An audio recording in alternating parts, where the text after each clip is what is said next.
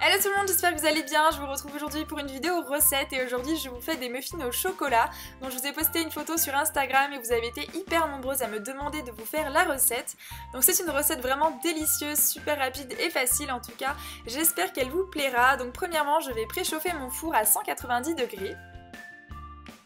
Au niveau des ingrédients, nous allons avoir besoin de 280 g de farine, de 200 g de chocolat Nestlé dessert en petits morceaux pour le goût, de 70 g de sucre, de 60 g de beurre, d'un sachet de levure, d'un œuf, de 250 ml de lait et d'une pincée de sel. Ensuite, j'ajoute chacun leur tour mes ingrédients dans un récipient, donc il n'y a pas d'ordre précis à respecter, mais moi j'ai ajouté la farine suivie du sachet de levure, je n'ai pas oublié également la petite pincée de sel qui est importante quand même. Ensuite, j'ai ajouté mes 250 ml de lait, suivi de mes 60 g de beurre que j'ai préalablement fait fondre au micro-ondes et de mon œuf que j'ai aussi préalablement battu avec une fourchette.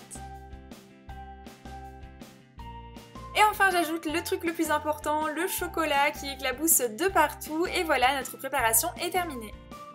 Maintenant il faut mélanger nos ingrédients, je vous conseille de le faire simplement avec une spatule en bois par exemple parce qu'il ne faut pas que la pâte soit trop liquide, donc évitez le robot comme j'ai fait, j'ai trouvé que ma pâte était un peu trop liquide cette fois-ci. Dernière étape de notre recette, il faut maintenant remplir nos petits moules en silicone que vous pouvez trouver un peu partout je pense avec notre pâte à muffins. Donc j'ai décidé de les remplir jusqu'aux 3/4 et je vous conseille de faire pareil pour éviter qu'ils ne débordent pendant la cuisson mais pour qu'ils soient quand même assez gonflés. Et voilà, maintenant nous allons faire cuire nos muffins pendant 20 à 25 minutes maximum au four à 190 degrés. Et voilà le résultat des muffins tout chauds, tout beaux, tout gonflés qu'on aurait envie de manger tout de suite. Mais je vous conseille d'attendre un petit peu et de les laisser refroidir avant de les démouler. Et donc voilà le résultat, ils sont vraiment super bons, très moelleux et si vous avez de la chance, vous tomberez peut-être sur un gros morceau de chocolat, en tout cas je vous le souhaite.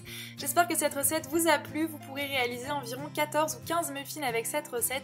Ça dépend un petit peu de la taille de vos muffins, en tout cas j'espère que vous la réaliserez. Et si jamais c'est le cas, n'hésitez pas à m'envoyer vos photos sur les réseaux sociaux, ça me ferait juste super plaisir. Et donc voilà, je vous retrouve très bientôt pour une prochaine vidéo et je vous embrasse très fort. Bye bye!